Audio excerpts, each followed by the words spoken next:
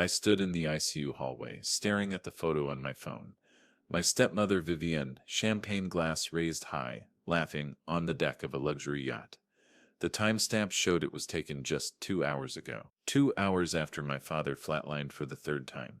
2 hours after the doctors told us to prepare for the worst. She wasn't here holding his hand. She was celebrating. What I discovered next about her plans for my dying father's fortune changed everything.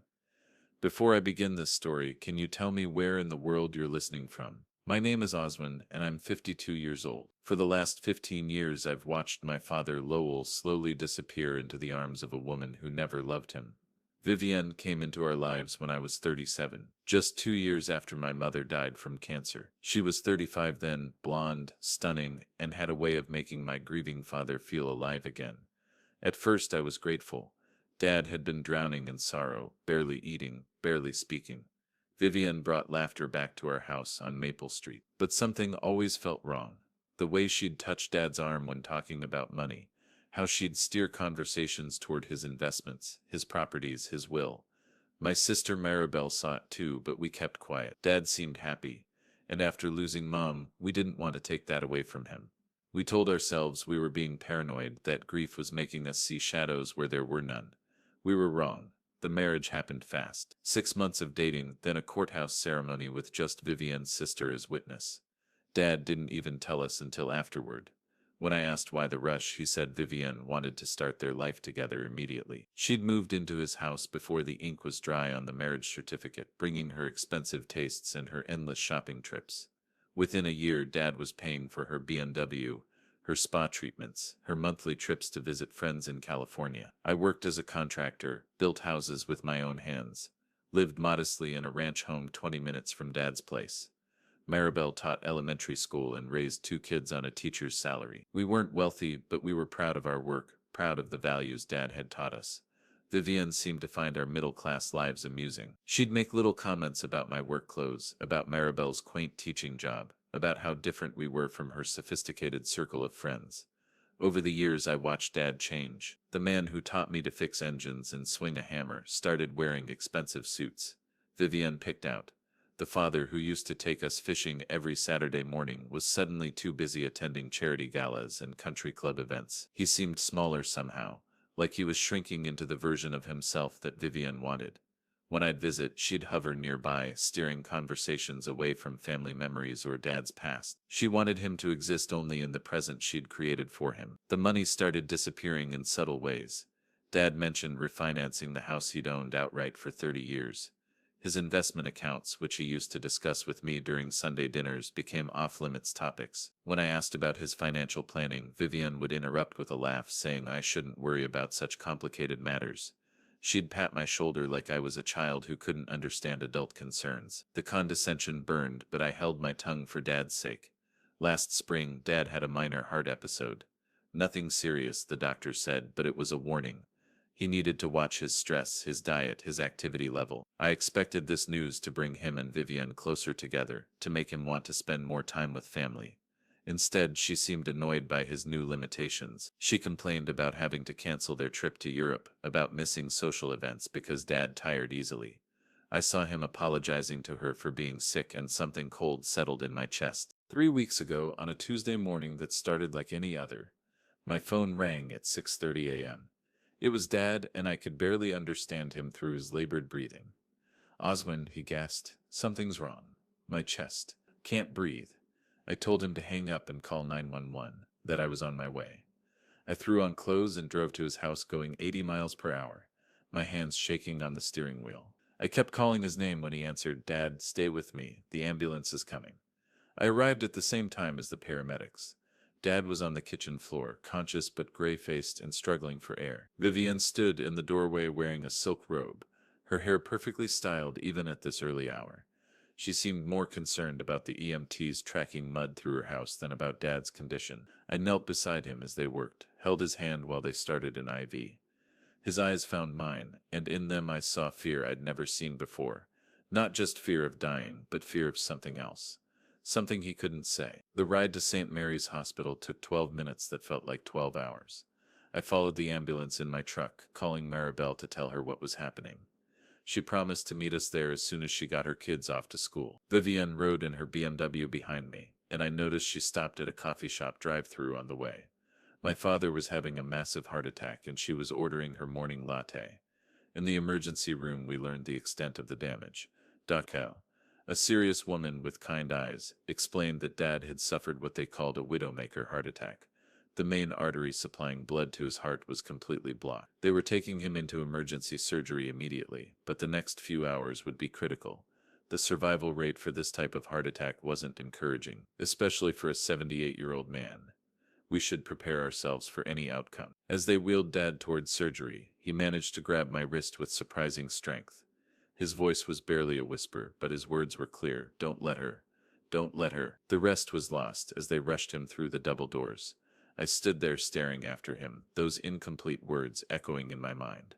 Don't let her. What? What was he trying to tell me? And why did I have the sinking feeling that I was about to find out something that would change everything I thought I knew about my family? 6 hours of pacing the cardiac unit waiting room, drinking bad coffee from vending machines, and watching Vivienne handle what she called the practical matters. She spent most of that time on her phone, speaking in hushed tones to people she referred to only by first names. Yes, Charles, I understand the timing isn't ideal. Patricia will need to reschedule for next week. I couldn't help but notice how calm she seemed for someone whose husband was fighting for his life just doors away. Maribel arrived around 10 a.m., her teacher clothes wrinkled from the hasty drive across town. She looked exhausted and scared, the way I felt inside. We hugged in the hallway, neither of us saying what we were both thinking, that this might be it, that we might lose Dad today. She'd brought a thermos of real coffee and a bag of sandwiches none of us felt like eating. We settled into the uncomfortable plastic chairs and began the long wait. Dr. Kala emerged from surgery just after 2 p.m., still in her surgical scrubs. The operation had been successful, she said, but Dad's condition remained critical. They'd managed to clear the blockage and restore blood flow to his heart, but the muscle damage was extensive. The next 24 hours would tell us whether he'd survive, and if he did, what kind of recovery he might have. They were moving him to the cardiac intensive care unit, and we could see him briefly once he was settled. When we were finally allowed into the ICU, I barely recognized the man in the bed. Dad looked smaller than I'd ever seen him, dwarfed by the machines that surrounded him. Tubes ran from his nose and mouth. Wires connected his chest to monitors that beeped constantly. His skin was pale gray, and his breathing was so shallow I had to watch carefully to see his chest rise and fall. The nurse, a gentlewoman named Noma, explained that he was heavily sedated but might be able to hear us if we spoke to him. I took his hand, careful to avoid the IV lines. "We're here, Dad," I said, my voice catching. "Maribel and I are here." Maribel stood on the other side of the bed, tears streaming down her face as she stroked his forehead. We stayed like that for 20 minutes, just being present with him, letting him know he wasn't alone. Vivienne remained near the door, checking her phone frequently. When the nurse asked if she wanted to come closer, she declined, saying hospitals made her uncomfortable. That evening, after we'd established a visiting schedule and Maribel had gone home to her family, I sat alone with Dad in the ICU. Vivienne had disappeared hours earlier, claiming she needed to go home and handle some urgent business matters. I understood her need for space. Hospitals could be overwhelming. I planned to stay the night, sleeping in the chair beside Dad's bed. The nurses said family presence often helped patients heal faster, and I wanted to be there if he woke up. Around 11 p.m., I stepped outside the hospital for some fresh air and to call Maribel with an update. The night was cool, and I found myself walking to the parking garage where I'd left my truck. That's when I saw Vivienne's BMW pulling out of the garage. She was supposed to be at home dealing with business matters. Where was she going at 11 p.m. while her husband lay dying in the ICU? I watched her taillights disappear into the night, an uncomfortable feeling settling in my stomach. I couldn't sleep that night despite the exhaustion that weighed on my shoulders. Every alarm from Dad's monitors made my heart race.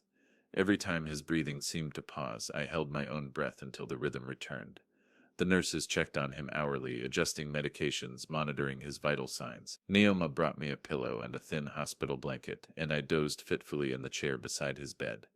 Thursday morning brought no significant change in Dad's condition. He remained unconscious, his body working to repair the damage to his heart. Dr. Calais explained that this was normal, that his system needed time to recover from both the heart attack and the surgery. They were keeping him sedated to reduce the stress on his heart, but his vital signs were stable. It was a waiting game now. Vivienne returned around 9 a.m., carrying coffee and pastries from an expensive bakery across town. She looked refreshed, her makeup perfect, her clothes crisp and unwrinkled. When I asked how she was handling everything, she said she'd slept better than expected. The comment struck me as odd. Her husband had nearly died yesterday, was still fighting for his life today, and she'd slept well. I pushed down my suspicions. People handled crisis differently. Maybe staying busy and maintaining normalcy was her way of coping. But then I noticed her phone. She'd left it on the bedside table while she went to speak with Dr. Kala about Dad's condition. A notification popped up on the screen, and I glanced at it without thinking. It was a photo message from someone named Brock. The preview showed what looked like a boat deck and blue water. Before I could look away, another message appeared. Thanks for an amazing trip. Can't wait to do it again soon. Followed by several champagne glass emojis. My blood went cold. I grabbed her phone and opened the message thread, my hands shaking. The photos told a story I wasn't prepared to see. Vivienne on the deck of a luxury yacht, her arms around a man I didn't recognize. Vivienne in a bikini, cocktail in hand, laughing at something off camera. Vivienne and this Brock person in what was clearly a romantic embrace, the sunset behind them painting the sky in brilliant oranges and pinks. The timestamps on the photos showed they were taken yesterday afternoon and evening. While Dad was in surgery fighting for his life, his wife was on a yacht with another man. While I sat beside his hospital bed, holding his hand and praying he'd wake up, she was drinking champagne and celebrating. The betrayal hit me like a physical blow, stealing my breath and making me dizzy. I sat down hard in the bedside chair, still staring at the photos that proved everything I'd suspected about Vivienne was true. But as I scrolled through more messages, I found something even worse. Text exchanges between Vivienne and Brock, dating back months, discussing their future together and waiting for the right time. Messages about travel plans and financial arrangements. And then, buried in a conversation from 2 weeks ago, I found the message that made my blood freeze. Don't worry, baby. After Lowell's gone, we'll have everything we need. The lawyers confirmed the will is solid. Just a little more patience, and then it's you and me forever. I dropped the phone like it was on fire. My father wasn't just married to a woman who didn't love him. He was married to a woman who was actively waiting for him to die. And from the casual tone of her messages, I realized she might not be content to wait much longer. I stared at Vivienne's phone for what felt like hours but was probably only minutes. The evidence of her betrayal glowed on the screen, each message another knife in my chest. My father, the man who taught me to ride a bike and throw a curveball, who worked double shifts to pay for my college, was lying unconscious just feet away while his wife planned her future with another man. The cruelty of it was breathtaking. The sound of heels clicking on the hospital floor snapped me back to reality. Vivienne was returning from her conversation with Dr. Kale. I quickly closed the phone and set it back where I'd found it, my heart pounding so hard I was sure she'd hear it. She entered the room with a concerned expression that now looked completely fake to my eyes. Everything about her seemed different now that I knew the truth. The way she barely glanced at Dad's monitors, how she kept checking the time, the careful distance she maintained from his bedside. The doctor says his condition is stable, she said, settling into the chair farthest from Dad's bed. That's good news, right? Her voice carried the appropriate tone of cautious hope, but I could see through the performance now. She was probably disappointed that he was stable, disappointed that she'd have to keep up this charade longer than she'd hoped. I managed to nod, not trusting my voice yet. Inside, my mind was racing. Should I confront her immediately? Call the police? Contact a lawyer? I had no idea what legal recourse existed for a woman planning to inherit from a husband she was cheating on, but I knew I needed to be smart about this. Dad was still fighting for his life, and exposing Vivienne's betrayal right now might complicate his medical care. I needed to think, to plan, to protect my father in whatever way I could. Maribel arrived around lunchtime with updates from the outside world. Her kids were staying with neighbors, her principal was covering her classes, and she'd arranged to take the rest of the week off. She looked tired but determined, the way she got when she was in full protective mode. I'd seen that look when bullies picked on her students or when administrators tried to cut her classroom budget. My sister was small in stature but fierce when it came to protecting people she loved. "Any change?" she asked, moving immediately to Dad's bedside to check on him. She took his hand gently, studying his face for any sign of consciousness. The monitors continued their steady rhythm, and Dad's breathing remained deep and regular. The sedation was keeping him peaceful, but it also meant we had no way of knowing if he could hear us or understand what was happening around him. Vivienne made polite conversation with Maribel about the kids and her teaching job, but I noticed she kept glancing at her phone. Every few minutes it would buzz with a new message, and she'd quickly read it before putting the phone away. I wondered if Brock was checking in on her, asking about her grieving widow performance. The thought made me sick to my stomach. Around 2 p.m., Vivienne announced she needed to run some errands. There are bills to pay and appointments to reschedule, she explained. Lo would want me to keep things running smoothly at home. She kissed Dad's forehead in a gesture that looked loving to anyone who didn't know better, then gathered her purse and coat. As she left, she promised to return before evening visiting hours ended. The moment she was gone, I felt like I could breathe again. Maribel noticed immediately. "What's wrong?" she asked. "You look like you've seen a ghost." I wanted to tell her everything, to share the burden of what I'd discovered, but something held me back. Maybe it was the setting, with Dad lying unconscious between us. Maybe it was the fear that speaking the truth aloud would make it too real to handle. Instead, I said I was just tired and worried about Dad. But Maribel knew me too well to accept that explanation. She'd been reading my expressions since we were kids, and she could tell when I was hiding something important. "Oswin," she said, using the serious tone that meant business, "what's going on? And don't say nothing, because I can see it all over your face." I looked at Dad's peaceful expression and made a decision. If we were going to protect him, Maribel needed to know what we were dealing with. I told her about the phone, about the photos, about the text messages between Vivienne and Brock. I watched my sister's face change as the reality of the situation sank in. First confusion, then disbelief, then an anger I rarely saw from her. By the time I finished explaining what I'd discovered, her hands were clenched into fists and her jaw was set in a hard line. "That bitch," she whispered, and I was shocked to hear profanity from my usually soft-spoken sister. "That conniving, heartless bitch. How could she do this to him? How could she sit here pretending to care when she's planning his funeral?" Tears of fury rolled down her cheeks, and I reached over to squeeze her hand. We sat there for a moment, both struggling to process the magnitude of Vivienne's betrayal. "What do we do?" Maribel asked finally. "We can't just let her get away with this. Dad deserves better. He deserves so much better than this." I agreed, but I wasn't sure what our options were. We needed advice, legal counsel, maybe a private investigator to document Vivienne's affair. But first, we needed to focus on Dad's recovery. Everything else could wait until he was out of danger. That afternoon, while Maribel sat with Dad, I made some phone calls. I contacted Jareth Walsh, the family lawyer who'd handled my parents' wills and estate planning over the years. Jareth was in his 60s, semi-retired, but he'd known our family since I was a teenager. When I explained the situation, he agreed to meet with us the next day. He also recommended a private investigator who specialized in matrimonial cases, someone who could properly document Vivienne's affair if we decided to pursue legal action. I also called my boss and arranged to take indefinite leave from the construction crew. Dad was more important than any job, and I wanted to be at the hospital as much as possible while he recovered. My savings would cover my expenses for a few months, and Maribel had already made similar arrangements with her school district. We were preparing for a long fight, both for Dad's health and for his financial protection. When Vivienne returned that evening, she seemed different. More relaxed, almost cheerful. She chatted about running into friends at the grocery store, about how many people had asked about Dad's condition and sent their well wishes. But there was something performative about her cheerfulness, like she was reading from a script. I wondered if she'd spent the afternoon with Brock, planning their future together now that Dad's condition had stabilized. As visiting hours ended, Vivienne surprised us by announcing she'd be staying the night at the hospital. "I want to be here if anything changes," she said. "Lowell would do the same for me." Maribel and I exchanged glances. This new show of devotion felt suspicious, especially coming from a woman who'd been on a yacht with her lover less than 48 hours ago. But as we prepared to leave for the night, Dad's monitors began alarming. His heart rate spiked suddenly, then dropped dangerously low. Nurses rushed into the room as his blood pressure plummeted. Dr. Kala arrived within minutes, barking orders to her staff. They pushed us back toward the wall as they worked over Dad's still form. "He's going into cardiac arrest," someone shouted. "Get the crash cart." I watched in horror as they began chest compressions on my father's frail body. The sound of his ribs cracking under the force made me physically ill.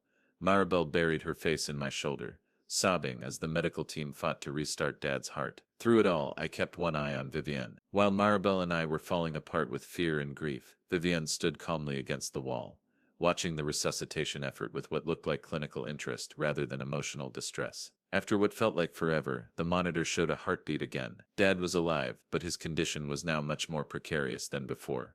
Dr. Kala pulled us aside to explain that he'd suffered what they called a secondary cardiac event. likely caused by the stress of the surgery and the extensive damage to his heart muscle. The next few hours would be even more critical than before. We should call any family members who might want to say goodbye just in case. As we stood outside Dad's room, watching the nurses work to stabilize him, Vivienne's phone buzzed with an incoming message. She glanced at it quickly, then typed a response. In that moment, I managed to catch a glimpse of her screen. The message was from Brock. "How is he?" And Vivienne's response, typed while my father fought for his life just meters away, was chillingly simple. "Not good. It might be sooner than we thought." Dad survived the night, though barely. His second cardiac episode left him weaker than before, his heart function more compromised. Dr. Kala explained that they'd had to increase his medications and add new ones to keep his heart rhythm stable. The good news was that his brain function appeared unaffected. The bad news was that his overall prognosis had worsened significantly. Recovery would be longer, more uncertain, and there was now a real possibility that he might never return to his previous quality of life. I'd barely slept, my mind churning with images of Vivienne's text message. "It might be sooner than we thought." The casual cruelty of those words haunted me. While Maribel and I were praying for Dad to survive, his own wife was updating her lover about his declining condition like she was reporting on the weather. The woman sleeping in the chair across from Dad's bed was actively hoping for his death, and he had no idea. Friday morning brought a small miracle. Dad opened his eyes. It was brief, just a few seconds of consciousness before the sedation pulled him back under, but it was the first sign that he was fighting his way back to us. Nurse Neoma noticed immediately and called Dr. Kala, who arrived within minutes to assess his neurological responses. She used a small flashlight to check his pupils, asked him to squeeze her hand if he could hear her. Dad managed a weak squeeze that made Maribel burst into tears of relief. "This is very encouraging, Doctor," Kala told us. "His brain is functioning normally, which means the lack of oxygen during his cardiac episodes didn't cause permanent damage. We can start reducing his sedation gradually and see how he responds. But remember, he's still very weak. His heart is working at about 30% of normal function. Recovery will be slow." Over the next few hours, as they lightened his sedation, Dad drifted in and out of consciousness. Sometimes he'd open his eyes and look around the room, confused by all the machines and tubes. Other times he'd mumble words we couldn't understand, lost in the fog between sleep and waking. But each episode of consciousness lasted a little longer and his responses became a little clearer. Vivienne maintained her bedside vigil, though I noticed she seemed tense whenever Dad showed signs of waking up. She'd move closer to his bed, speaking softly about how much she loved him and how worried she'd been. To anyone listening, she sounded like a devoted wife. But I caught moments when she thought no one was watching, when her expression would slip and reveal something cold and calculating underneath the performance. Around noon, Maribel stepped out to get coffee from the cafeteria, and Vivienne excused herself to make some phone calls in private. I found myself alone with Dad for the first time since he'd started regaining consciousness. His eyes were open, more focused than they'd been all morning. When he saw me, he tried to speak but couldn't manage words around the breathing tube. I leaned closer, taking his hand. "Don't try to talk, Dad," I said softly.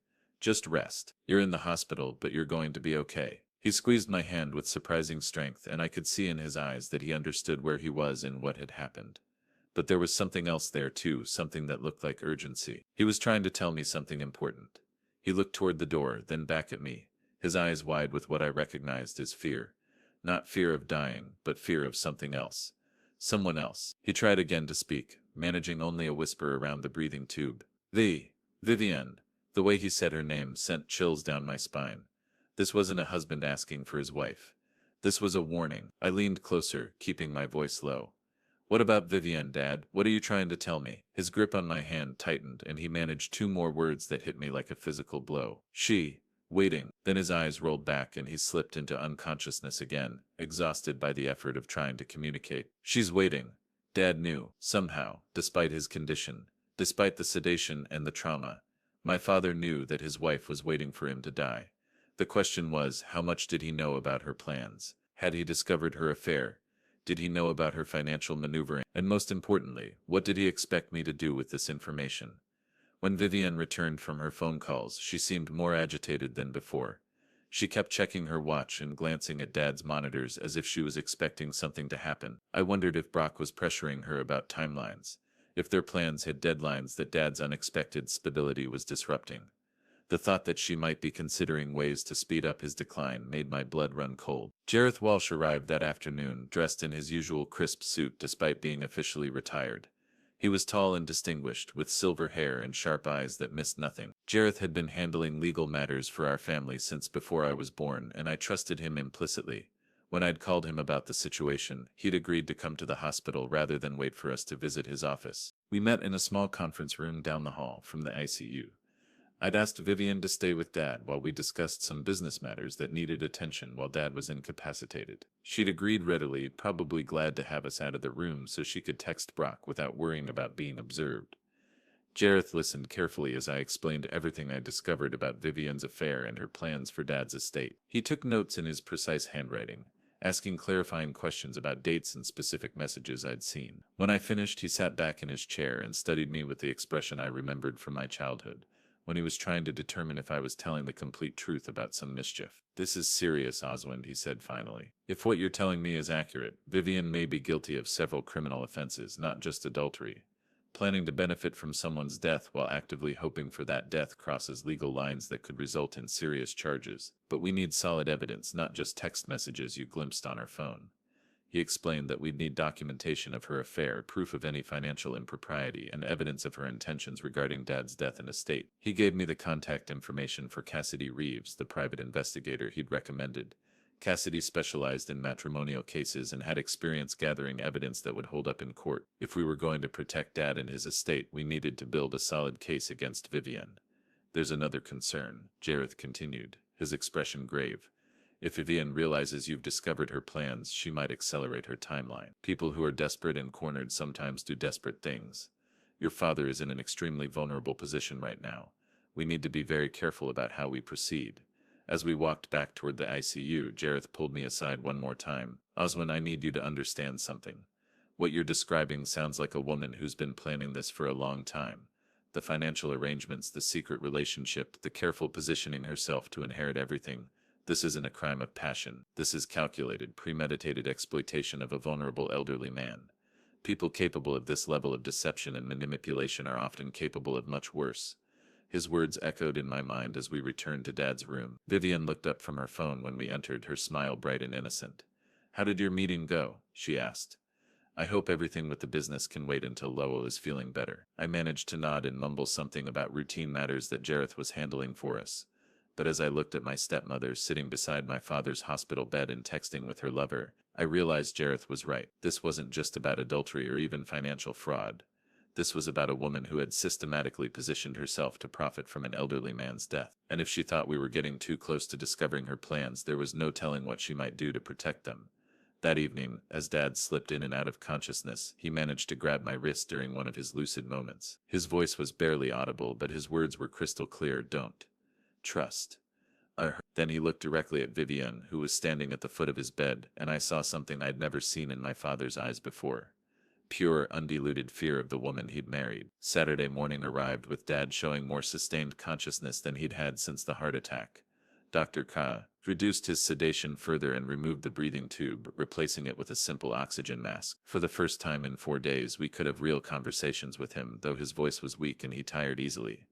The improvement in his condition should have been cause for celebration, but I noticed Vivian seemed increasingly anxious as Dad became more alert. "How are you feeling, honey?" Vivian asked, taking Dad's hand as he blinked slowly in the afternoon light. Her voice carried the right tone of loving concern, but I caught the tension underneath. Dad looked at her for a long moment before answering, and I could see him weighing his words carefully. "Tired," he said simply. "Very tired." But his eyes said more. They held the wariness of a man who'd learned to be careful around someone he should have been able to trust completely. I wondered how long he'd known about Vivian's true nature, how long he'd been living with the knowledge that his wife was waiting for him to die.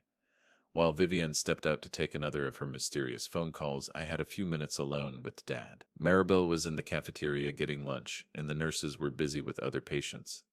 Dad's eyes found mine immediately, and I could see he'd been waiting for this moment. "Oswin," he whispered, "I need to tell you something important. About Vivian. About what she's been doing." I leaned closer, my heart pounding. "I know, Dad. I've seen some things. The text messages, the photos. I know about Brock." Dad's eyes widened in surprise, then filled with something that looked like relief. He'd been carrying this burden alone, trying to protect his family from a truth that was killing him inside. "There's more," he said, his voice gaining strength. "Much more. The house.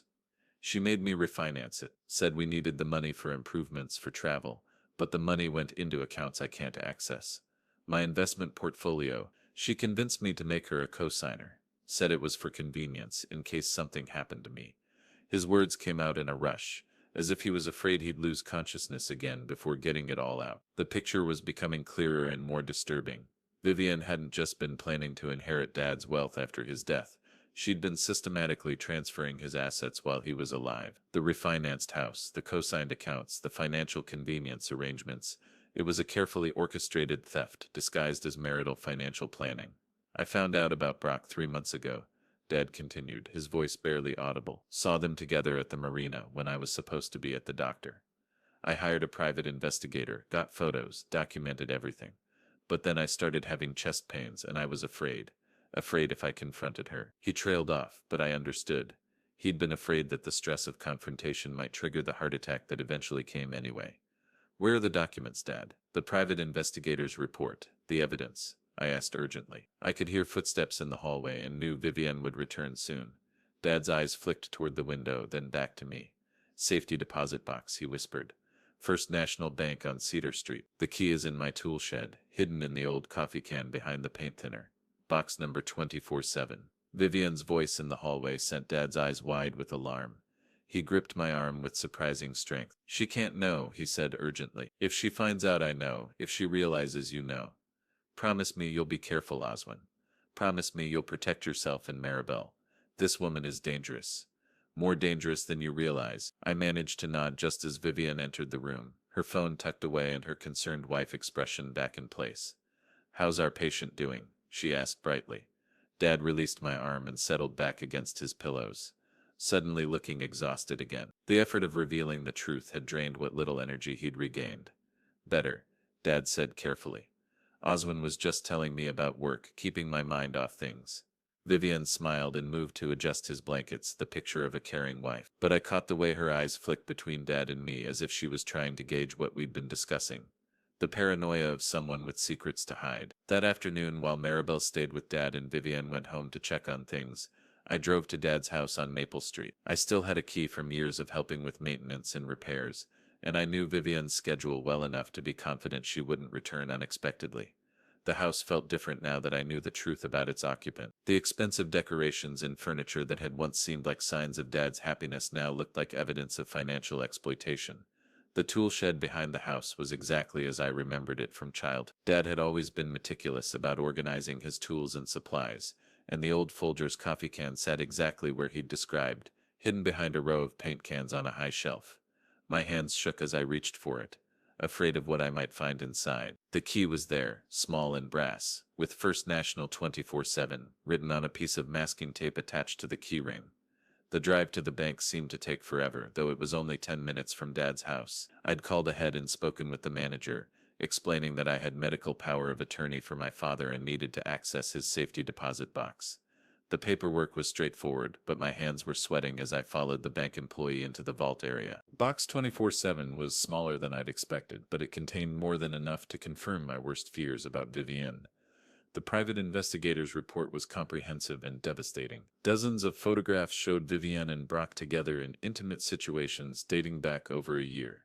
Restaurant receipts, hotel bills, credit card statements, all paid for with Dad's money. But the financial documents were even more damning. Vivienne had been systematically draining Dad's accounts for months. The house refinancing that had put $30,000 in her personal account. Investment withdrawals totaling nearly $200,000. All transferred to accounts in her name only. Insurance policies that had been modified to make her the sole beneficiary, cutting out the provisions that would have left portions to Maribel and me. It was a comprehensive financial betrayal that had left Dad's estate a fraction of what it should have been. But the most chilling document was a handwritten note in Dad's own writing, dated just 2 weeks before his heart attack. It was addressed to me and Maribel. Reading it made my blood run cold. "If you're reading this, something has happened to me, and I pray it was natural causes. Vivienne has been stealing from me for over a year, and I believe she's planning to kill me. I know that sounds paranoid, but she's been putting something in my coffee every morning, Small white pills she crushes up when she thinks I'm not watching. I feel weaker every day and my chest pains are getting worse. I'm scared to confront her because I think it might push her to act faster. The evidence is all here. Don't let her get away with this. Don't let her hurt anyone else. I love you both. Dad. I sat in that sterile bank vault holding my father's final letter and felt the world shift around me. This wasn't just adultery or financial fraud. According to Dad's own words, Vivian had been slowly poisoning him, weakening his heart until it finally gave out. His massive heart attack might not have been the random medical event we'd all assumed. It might have been the culmination of a months-long murder plot. I made copies of everything in the safety deposit box, then returned the originals and locked the box again. As I drove back to hospital, my mind was racing with the implications of what I'd discovered. If Dad was right, if Vivian had been poisoning him, then she was guilty of attempted murder, and if she realized we knew the truth, she might be desperate enough to finish what she'd started. At the hospital, I found Maribel alone with Dad while Vivian had stepped out for dinner. Dad was awake and more alert than he'd been all day. When he saw me, his eyes immediately went to my face, searching for confirmation of what he hoped I'd found. I nodded slightly, and I saw his shoulders relax for the first time since this whole nightmare began. "We need to call the police," Maribel said after I'd shown her copies of the documents in a quiet corner of the waiting room. "We need to get her arrested before she has a chance to hurt Dad again." I agreed, but I was worried about Dad's safety while he remained in such a vulnerable condition. If Vivian suspected we'd discovered her crimes, there was no telling what she might do. That evening, as visiting hours ended, Vivian announced she'd be staying at the hospital again. "I want to be here in case Lowell needs anything during the night," she said. But after everything I'd learned, her presence felt more like a threat than a comfort. As Maribel and I prepared to leave, I caught Dad's eye one more time. The fear in his expression told me he understood exactly what Vivian's overnight vigil really meant. We were running out of time. Dad was getting stronger, becoming more of a witness to Vivian's crimes. And based on the evidence I'd found, she'd already proven she was willing to kill to protect her secrets. The question wasn't whether she'd try to silence him permanently. The question was when. Sunday morning brought the news we'd all been hoping for. Dad was strong enough to be moved out of the cardiac ICU and into a regular hospital room. His heart function had stabilized, and while he was still weak, Dr. Kala was optimistic about his recovery. The move to a private room on the cardiac unit meant fewer nurses, less monitoring, and more privacy for visitors. Under normal circumstances, this would have been a celebration. Given what I knew about Vivian's plans, it felt like moving Dad into a more vulnerable position. I'd spent most of the night awake, wrestling with how to handle the evidence I'd found. Cassidy Reeves, the private investigator Jareth had recommended, had agreed to meet with me Monday morning. In the meantime, she'd advised me to document everything I observed and to never leave Dad alone with Vivian if I could help it. The police would need substantial evidence before they could act, especially against a wife caring for her hospitalized husband. Vivian seemed in unusually good spirits as Dad was transferred to his new room. She chatted with the nurses about his progress, asked detailed questions about his medication schedule, and insisted on understanding every aspect of his care routine. To anyone watching, she looked like the perfect devoted wife. But knowing what I knew now, her intense interest in Dad's medications and care protocols took on a sinister meaning. The new room was larger and more comfortable, with a couch that folded out into a bed for family members who wanted to stay overnight. Vivian immediately claimed this space, arranging her belongings as if she was moving in permanently. She'd brought a large purse and an overnight bag, more luggage than seemed necessary for a hospital stay. I found myself wondering what might be hidden in those bags. Dad seemed more anxious in the new room, his eyes constantly tracking Vivian's movements. When she stepped out to speak with his new nurse about his care plan, he motioned me closer to his bed. "Oswin," he whispered urgently. "You found the box?" I nodded, and he visibly relaxed. "Then you know everything, about the poisoning, about what she's been doing to me." "Dad, we're going to stop her," I promised. "The police, the lawyers, everyone's going to know what she's done. But you need to be careful until then. Don't eat or drink anything she gives you. Don't take any medications unless a nurse hands them directly to you." Dad nodded, but I could see the fear in his eyes. He was trapped in a hospital bed, completely dependent on others for his care, and one of those people was actively trying to kill him. Maribel arrived around noon with disturbing news. She'd driven past Dad's house on her way to the hospital and noticed Vivian's car in the driveway. Even though Vivian was supposedly at the hospital with us. "I think she has someone else staying at the house," Maribel said quietly. I saw movement in the windows and there was a red pickup truck parked behind the garage. We both knew that had to be Brock, probably helping Vivienne search for evidence or preparing for their life together after Dad's death. When Vivienne returned from her conversation with the nursing staff, she announced that she'd arranged for Dad to receive some special supplements to help with his recovery. She'd spoken with a naturopathic doctor, she explained, who had recommended some herbal remedies that would help strengthen his heart naturally. The supplements would be delivered that afternoon and could be added to his regular medications. Every alarm bell in my head started ringing. Dad's eyes went wide with panic, and I knew we were both thinking the same thing. Vivienne was planning to resume the poisoning, this time under the guise of helpful supplements that would aid his recovery. But instead of the slow poisoning she'd been conducting at home, she might be planning something more immediate and final. I excused myself and called Cassidy Reeves from the hospital parking garage. When I explained what was happening, she instructed me to immediately contact hospital security and request that no medications or supplements be given to Dad without direct orders from his attending physician. She was already gathering evidence based on what I'd shared with her, but we needed to protect Dad immediately. The hospital security chief, a former police officer named Marcus Webb, took my concerns seriously when I showed him copies of the documents from Dad's safety deposit box. He agreed to post a discreet security guard outside Dad's room and to flag his chart so that all medications would require double verification before being administered. Webb also contacted Detective Riley Santos from the County Sheriff's Department, who specialized in elder abuse cases. When I returned to Dad's room, Vivienne was unpacking items from her overnight bag. I caught a glimpse of several small bottles of what looked like vitamins or supplements before she quickly closed the bag. She looked up with her usual bright smile, but I noticed her hands were shaking slightly. "The supplements should arrive any time now," she said. "Lowell is going to feel so much better once we get these natural remedies into his system." That afternoon, Detective Santos arrived at the hospital dressed in civilian clothes. She introduced herself as a friend of the family to Vivienne, then asked if she could speak with Dad privately about his insurance coverage and medical directives.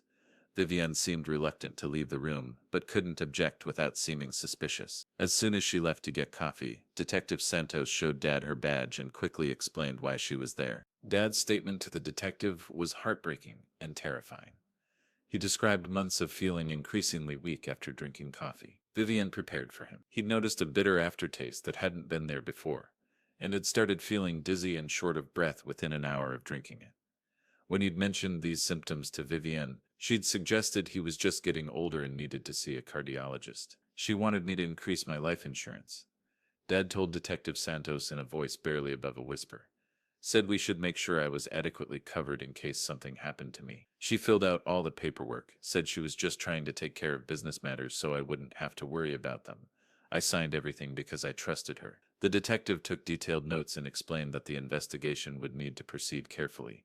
Vivienne hadn't actually administered anything harmful in the hospital setting yet, and poisoning cases were notoriously difficult to prove. They'd need to test Dad's blood and hair for toxins, analyze any remaining supplements from home, and build a comprehensive case before making arrests. In the meantime, Dad would remain under protective supervision. As evening approached, Vivienne became increasingly agitated. The supplements she'd ordered hadn't arrived, and the nursing staff was being unusually strict about medication protocol. When she tried to give Dad some vitamins from her purse, the nurse politely but firmly explained that all medications and supplements needed to be approved by Dr. Kala before being administered. Vivienne's mask of loving concern was starting to slip. Around 8 p.m., Vivienne's phone rang, and she stepped into the hallway to take the call. Through the partly open door, I could hear her end of the conversation, and what I heard made my blood freeze. "I know, but there are complications," she was saying. "Security is tighter than expected. We might need to implement the backup plan sooner than we thought." There was a pause, then, "No, he's getting stronger. If we wait much longer, he might be able to testify." When she returned to the room, Vivienne announced that she needed to go home to handle some urgent business matters. She'd be back in a few hours, she promised, after everything was sorted out. As she gathered her belongings, I noticed she left the overnight bag behind, claiming she'd need it for her extended stay at the hospital. The way she avoided eye contact as she said goodbye to Dad told me she was lying about coming back. After Vivienne left, Dad grabbed my arm with desperate strength. "She's not coming back," he whispered. "That phone call, she knows something's wrong. She's running, Oswin. She's going to disappear with Brock and leave me here to die, but not before." He couldn't finish the sentence, but I understood. Not before she finished what she'd started. I immediately called Detective Santos and Marcus Webb, explaining that Vivienne had left abruptly and might be fleeing. Webb increased security around Dad's room and called in additional officers to search the hospital for any signs of Vivian's return. Detective Santos put out a bolo alert for Vivian's BMW and contacted the marina where Brock kept his yacht. But as I sat beside Dad's bed that night, watching him sleep fitfully under the protection of a hospital security guard, I couldn't shake the feeling that we'd acted too late. Vivian had been planning this for over a year, had been methodically poisoning my father and stealing his wealth. A woman capable of such calculated cruelty wouldn't just give up because her plans had been discovered. Somewhere out there in the darkness, Vivian and Brock were deciding their next move. And based on everything I'd learned about my stepmother, I was terrified that their backup plan might involve making sure Dad never lived to testify against them. Monday morning brought chaos to the cardiac unit. Dad's overnight nurse discovered that someone had tampered with his IV line during the night shift change around 3 a.m. Security cameras showed a figure in surgical scrubs and a mask entering Dad's room, but the person had known exactly where the cameras were positioned and how to avoid being clearly identified. Detective Santos arrived within the hour, along with a full forensics team. Dad was alive, but barely. His heart rate had spiked dangerously during the night, and his blood work showed traces of a powerful cardiac stimulant that shouldn't have been in his system. Dr. Kala explained that if the dosage had been slightly higher, or if the night nurse hadn't noticed his distress when she did, Dad would have died of what appeared to be a natural cardiac episode. Someone had tried to finish what the poisoning had started. Vivian never returned to the hospital that night, despite her promise to come back in a few hours. Her phone went straight to voicemail, and when police went to Dad's house on Maple Street, they found it empty. Vivian's belongings were gone, along with several valuable items that had belonged to my parents. The red pickup truck Mirabelle had spotted was also gone, confirming that Brock had been there helping with a hurried evacuation. Detective Santos shared what her investigation had uncovered so far. The supplements Vivian had been putting in Dad's coffee contained digitalis, a powerful heart medication that in small doses could be therapeutic, but in the quantities she'd been using was slowly toxic. Long-term digitalis poisoning caused exactly the symptoms Dad had been experiencing: weakness, dizziness, shortness of breath, and eventual heart failure. Vivian had essentially been giving him a heart attack in slow motion. The financial investigation revealed the full scope of Vivian's theft. Over the 18 months of their marriage, she'd managed to steal nearly $400,000 from Dad's accounts and investments. The house refinancing, the insurance modifications, the investment account transfers. It had all been part of a comprehensive plan to leave Dad financially devastated while enriching herself. If he'd died as planned, she would have inherited what little remained while keeping everything she'd already stolen. We've issued warrants for both Vivian and her accomplice Brock Harrison, Detective Santos informed us. Charges include attempted murder, elder abuse, fraud, and theft. The Coast Guard is watching for Harrison's yacht, and we have alerts out at airports and border crossings. They can't hide forever, but I could see the concern in her eyes. Vivian had been planning this for a long time and had proven herself to be methodical and careful. She might have escaped routes none of us had considered. Dad was conscious but weak, the attempted poisoning having set back his recovery significantly. When I told him that Vivian was gone and that we knew everything about her crimes, I expected to see relief in his eyes. Instead, I saw something that looked almost like guilt. I should have seen it sooner, he whispered. I should have protected myself, protected you and Mirabelle. I was so lonely after your mother died, so desperate to feel alive again. I ignored every warning sign. Dad, this isn't your fault, I said firmly. Vivian is a predator. She targeted you deliberately, probably researched you to know exactly how to manipulate your grief.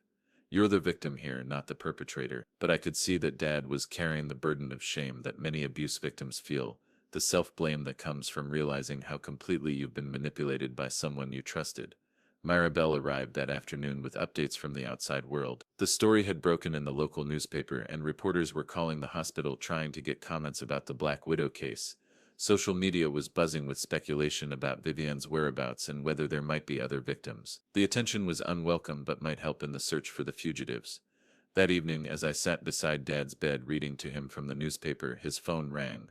The caller ID showed Vivian's name, and Dad looked at me with a mixture of fear and curiosity. Detective Santos had left instructions for us to answer if Vivian called, to try to keep her on the line while they traced the call.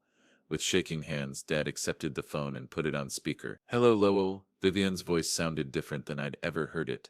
Gone was the breathy, affectionate tone she'd always used with Dad. This voice was cold, businesslike, almost clinical. "I hear you're feeling better. That's unfortunate." The casual cruelty of her words hit like a physical blow. "Why, Vivian?" Dad asked, his voice breaking. "Why did you do this to me? I loved you. I would have given you anything you asked for. There was a long pause, and when Vivian spoke again, I could hear the contempt she'd been hiding for over a year. You were a means to an end, Lowell. A lonely old man with more money than sense. Did you really think someone like me would be interested in someone like you for any other reason? You were supposed to die quietly, peacefully, and leave me to grieve appropriately while enjoying your wealth.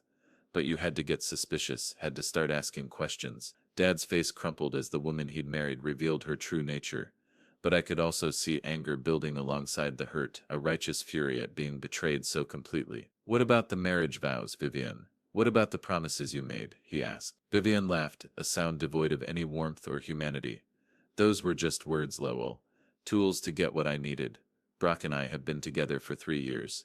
You were always just the mark, the target. We researched you for months before I approached you at that bookstore, learned about your wife's death, your loneliness, your financial situation.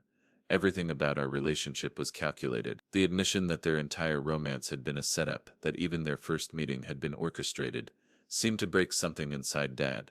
He started crying, deep sobs that shook his weakened body. I took the phone from his trembling hands, my own anger blazing white-hot. "This is Oswin," I said into the phone. "You evil bitch. You almost killed him. You destroyed a good man who only wanted to love someone again after losing his wife. I hope they catch you and throw you in prison for the rest of your miserable life." I expected her to hang up, but instead Vivian laughed again. "Oh, Oswin, you always were the self-righteous one.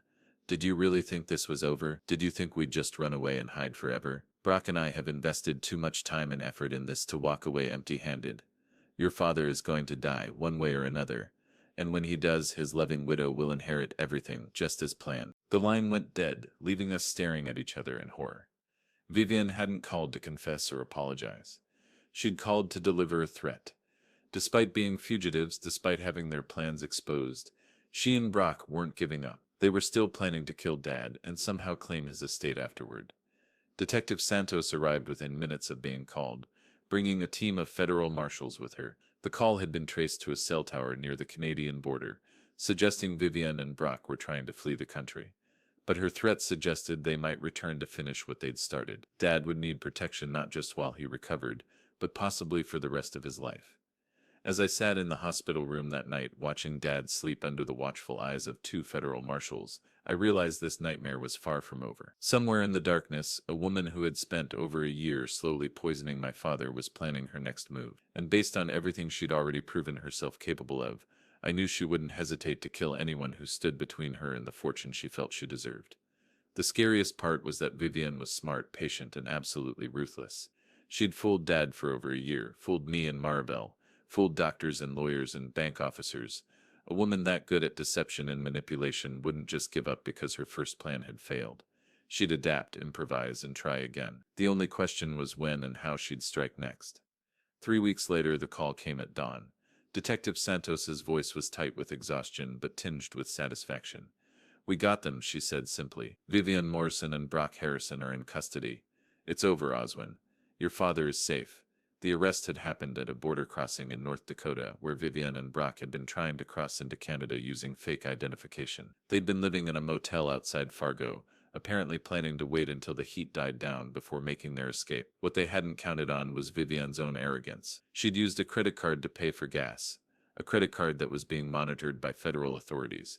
The transaction led police directly to their location. When officers searched their motel room, they found evidence that chilled my blood. Detailed plans for returning to kill Dad, Indian hospital layout maps, staff schedules they'd somehow obtained, and various drugs and medical equipment that could have been used to finish their murderous scheme. Vivian had also kept a journal documenting her entire plan, from the initial targeting of Dad through their intended escape to a country without extradition treaties.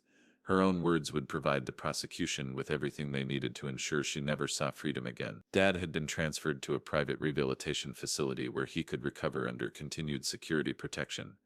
The poisoning had damaged his heart, but not irreparably. With proper medication and physical therapy, Dr. Kala expected him to regain most of his strength and live a normal lifespan.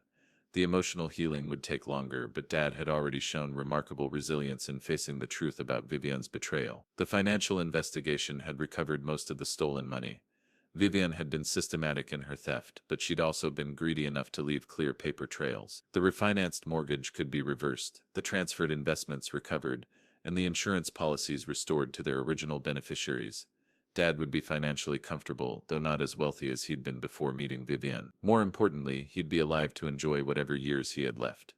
I visited Dad every day at the rehabilitation facility, watching him grow stronger both physically and emotionally. We talked about Mom, about our family, about the good memories that Vivienne had tried to poison along with everything else. Slowly, Dad was reclaiming his identity as the man I'd always known.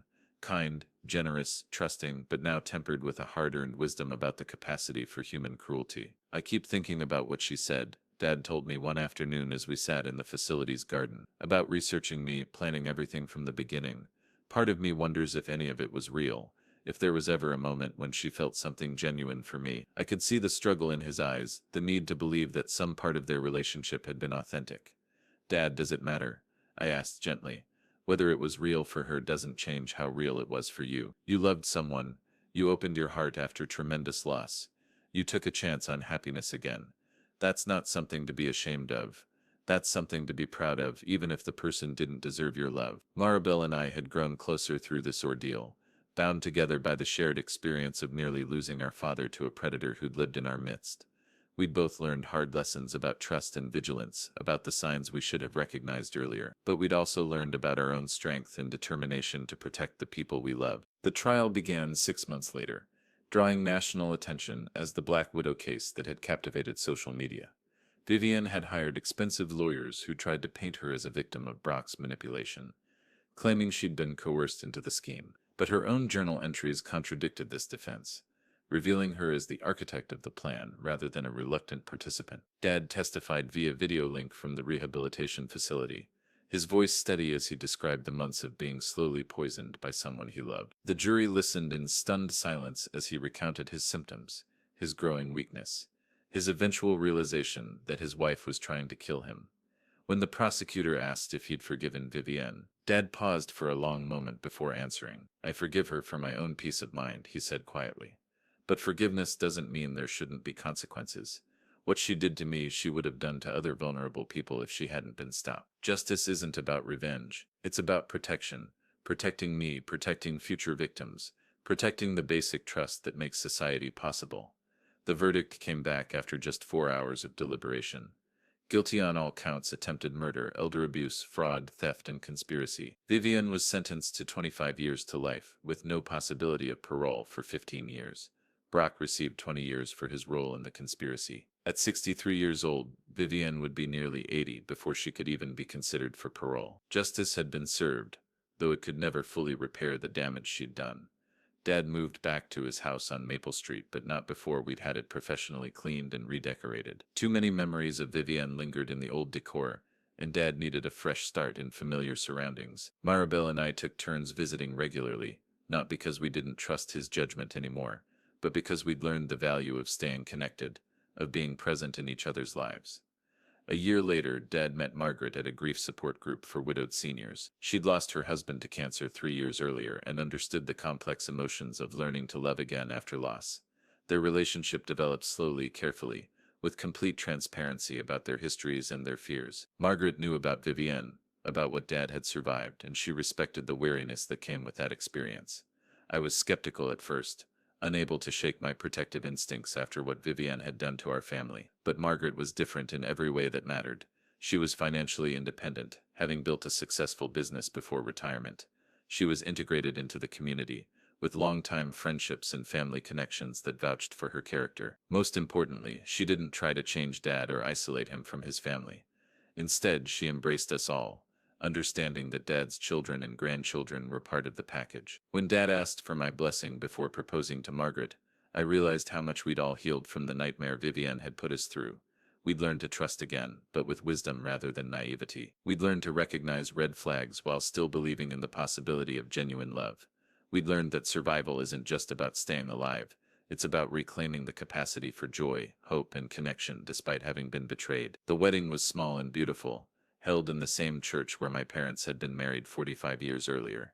Dad looked happier than I'd seen him since before Mom's death, and Margaret's children welcomed him into their family with the same warmth she'd shown us. As I watched them exchange vows, I thought about the journey that had brought us to this moment.